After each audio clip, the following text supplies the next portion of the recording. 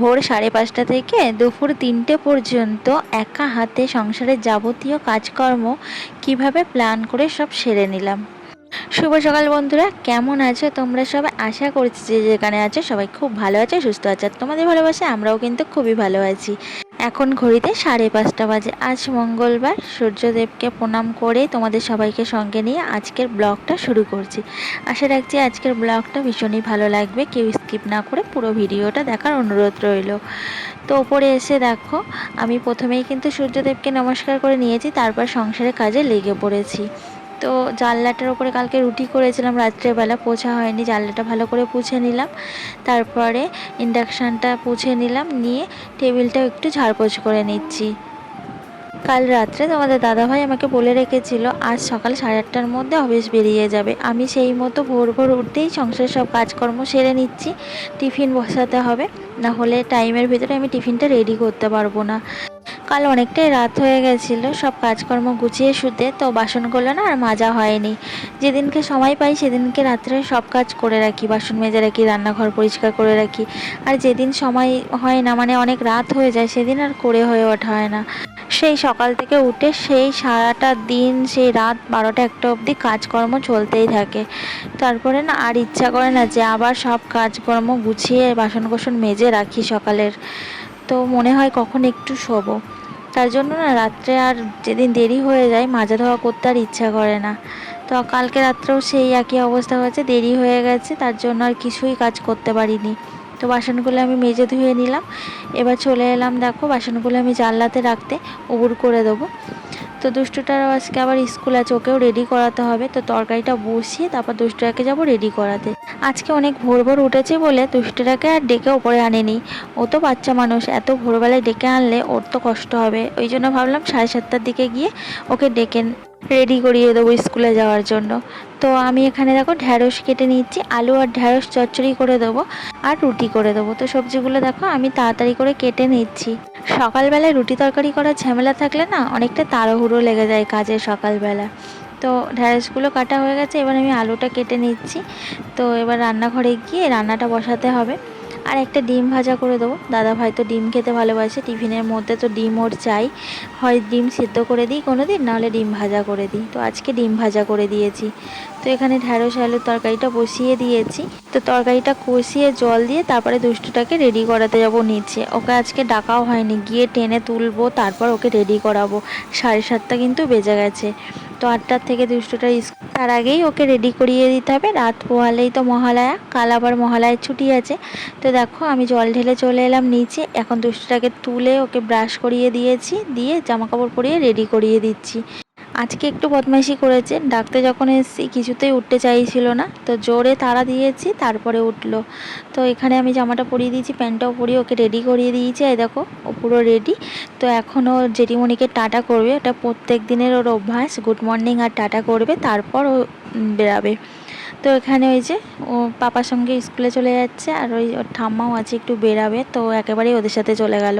আর এদিকে দাদাভাই কিন্তু স্কুলে দিয়ে এসে এই যে ওপরে উঠছে, আমিও দাদাভাইয়ের সাথে উঠছি। আর দাদাভাই এখন বলছে টিফিন নিয়ে যাবে না, দাদাভাই ভুলে গেছে আমাকে বলতে যে আজকে অফিসে খাওয়াবে। তো আমি আর রুটি করিনি, তরকারিটাই করে ওইভাবে রেখে দিয়েছি। আর দাদাভাই বললো আমাকে ছাতু দাও, আমি ছাতু খেয়ে যাব। তার জন্য এই যে দাদাভাইকে ছাতু গুলে দিলাম। আর ফ্রিজে মিষ্টি ছিল, তো রসগোল্লা বার করে দিলাম। এই দেখো আমার তরকারি পুরো কমপ্লিট হয়ে গেছে। আর এদিকে আমি ডিম ভাজাও করে নিয়েছি, শুধু আটাটাও কিন্তু মাখা হয়ে গেছে, শুধু রুটিগুলো বেলে ছ্যাঁকার। এই দেখো আটাও আমার মাখা হয়ে গেছে, পুরো সব কমপ্লিট। তো দাদাভাইয়ের মনেই ছিল না, দাদাভাই যখন দুষ্টকে দিয়ে এসেছে তখন বলছে আমি আজকে টিফিন নিয়ে যাব না। তো আমি বলছি এটা সকালবেলায় বলতে হয়। তো আমি ওঠার সময়ও জিজ্ঞাসা করেছি টিফিন নিয়ে যাবে তো? তো বললো হ্যাঁ, 8:30টার মধ্যে বেরাবো, রেডি করতে পারবে? আমি বললাম হ্যাঁ করে দেবো। তো যাই হোক, কী আর করা যাবে, আমি আটাটা ফ্রিজের মধ্যে ঢুকিয়ে রাখলাম। আর দেখো ফ্রিজটা পুরো ফাঁকা, কোনো সবজিপাতি কিচ্ছু নেই। তো তারপরে চলে এলাম ওপরে ঘরটা গোছাতে। ওপরে ঘরটা আজকে একেবারে গুছিয়ে তারপরে নিচে নামবো। রাত পোহালেই কাল মহালয়া, দেখতে দেখতে পুজো চলে এলো। বলো, বাঙালিদের সবচেয়ে বড় পুজো এই দুর্গা পুজো। সবার কত কি আশা থাকে, কত প্ল্যান থাকে, কত কিছু ইচ্ছে পূরণ করে, তাই না? তো এই পুজো নিয়ে মানুষ কত স্বপ্ন দেখে। তো সেরকম তোমরাও অনেকে অনেক কিছু প্ল্যান করেছো। কে কি প্ল্যান করেছো কমেন্টস করে কিন্তু জানিও। আমার কোনো প্ল্যান নেই, আমার এই সংসারের কাজকর্ম আর ছেলে মেয়েকে দেখাশোনা, এতেই আমার দিন কেটে যায় রোজগারের মতো। আমার কাছে কোনো স্পেশাল দিন বলে কিছু নেই, দুর্গাপুজো বলো আর এমনি সাধারণ দিন বলো, আমার কাছে প্রত্যেকটা দিন একই রকম। তো দেখো, ওপরের ঘরে বিছানাটা গুছিয়ে নিলাম, নিয়ে এবার আমি ঘরটা ভালো করে ঝাড় দিয়ে নিচ্ছি। আর দেখতে দেখতে টাইম তো এগিয়ে যাচ্ছে, টাইম তো আর থেমে থাকবে না আমার জন্য। তো আমি ঝটপট করে কাজগুলো করে এখন যাব নিচে, নিচের ঘরটা তো পড়ে আছে। ওপরের ঘরের সব কাজ গুছিয়ে দেখো দৌড়াতে দৌড়াতে নামছি, অনেকটাই দেরি হয়ে গেছে, এখনও নিচের ঘর গোছাবো, তারপরে স্নান করব, তারপর দুষ্টুটাকে আনতে যাব। তো এখনও কতটা সময় বলো। আর এই দেখো দৌড়টা দিয়ে দাদাভাই গেছে, আর ঘরে ঢুকে মাথায় আমার হাত, দেখো বিছানার উপর কি অবস্থা করে গেছে, আমি তো দেখিনি। আর এখন ঘড়িতে 9:30 বাজতে যায়, কখন আমি করব বলো তো। তো এই সব গোছাবো, বিছানা গোছাবো, ঘর গোছাবো, তারপর স্নান করবো, তারপর দুষ্টুটাকে আনতে যাবো 10টার মধ্যে। দাদাভাই মনে হয় কোনো ডকুমেন্টস খুঁজছিল, তার জন্য দেখো সব দিকে পাতিয়ে রেখে গেছে কেমন কাগজপত্রগুলো।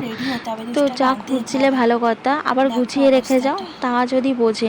আমার এখন এই এক্সট্রা কাজগুলো করতে গিয়ে কতটা সময় লেগে যাবে বলো তো, এখন 9:30 বেজে গেছে। তো চলো, আর কি করা যাবে, আমি এগুলো গুছিয়ে বিছানাটা গুছিয়ে নিই, ঘরটা ভালো করে ঝাড় দিয়ে নিই, তারপরে নিজে রেডি হব, হয়ে দুষ্টাকে আনতে যাব। তো কতটা এখনও সময় লেগে যাবে।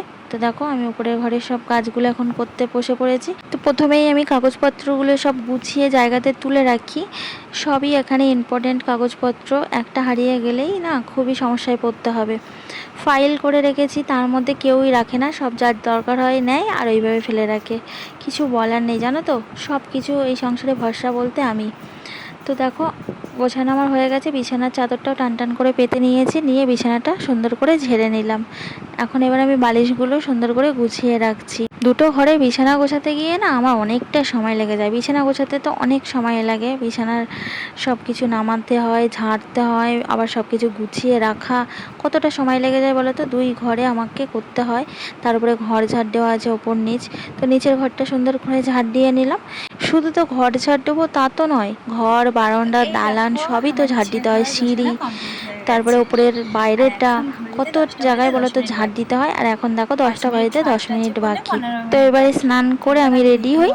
আর দেখো নিচের ঘরের আমার ঘরটা কি সুন্দর গোছানো হয়ে গেছে, ঘর বিছানা গোছানো, ঘর ঝাড় দেওয়া। আজকে আর ঘর পুছিনি, কারণ রোজ রোজ না ঘর পোছা আমার পক্ষে সম্ভব না, কারণ এই ওপর নিচ সিঁড়ি মানে কম কতটা আমাকে পুছতে হয় বলো তো।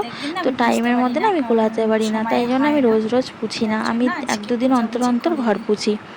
আর এই নিচের ঘরটা তো আমার একদমই নোংরা হয় না, কারণ এই নিচের ঘরে বেশি থাকা হয় না, তোমরা তো জানো আমার উপরেই প্রায় অর্ধেকটা সময় কেটে যায়। তো দেখো আমার নিচের ঘরটা সুন্দর করে গোছানো হয়ে গেছে, এখন এবার আমি স্নানটা সেরে আসি। আর এখন দেখো 10টা 15 বাজে, স্নান করে রেডি হতে 10টা 15 হয়ে গেল। তো চলো আমি পুরো রেডি হয়ে গেছি, আর একটা ছাতাও নিয়ে নিলাম, কারণ মেঘলা মেঘলা করে আছে, বৃষ্টির তো ভরসা নেই, যখন তখন বৃষ্টি চলে আসে। যত ভাবি সব কাজকর্ম সেরে 10টার মধ্যে বেরাবো, সেই দেরিই হয়ে যায়, কিছুতেই আমি আর গুছিয়ে উঠতে পারি না 10টার মধ্যে। তো চলো আমি এবার বেরাই, না হলে অনেকটাই দেরি হয়ে যাবে, 10টার সময় ছুটি হয়, কখন ছুটি হয়ে গেছে দুষ্টুটার, যেতে যেতে 10:30 বেজে যাবে।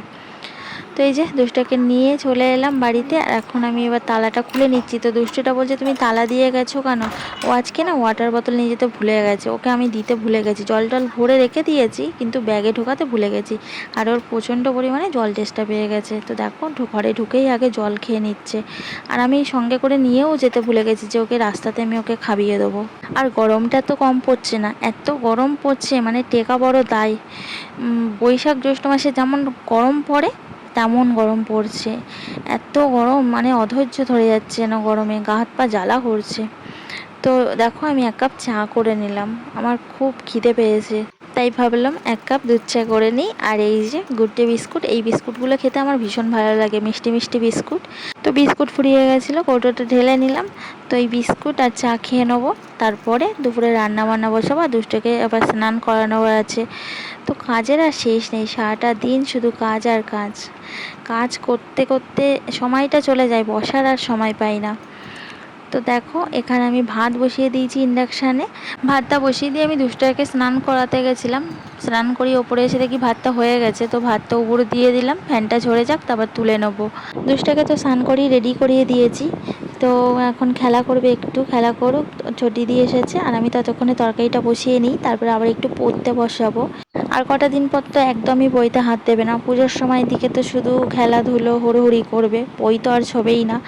আর তখন পড়তে বসতে বলাও যায় না, কারণ চারিদিকে মাইক বাজে, আমাদের বাড়ির পাশেই তো দুটো পুজো, তো কী করেই বা পড়বে। আর ওই সময় কারোর পড়তে ইচ্ছাও করে না, সত্যিকারের কথা। তো এখানে দেখো সয়াবিনে আমি গরম জল ঢেলে ভিজাতে দিলাম। তো সয়াবিনগুলো ভিজে গেছে, আমি চলে এলাম রান্নাঘরে। ভালো করে এখন সয়াবিনটা কষিয়ে রান্না করে নিচ্ছি।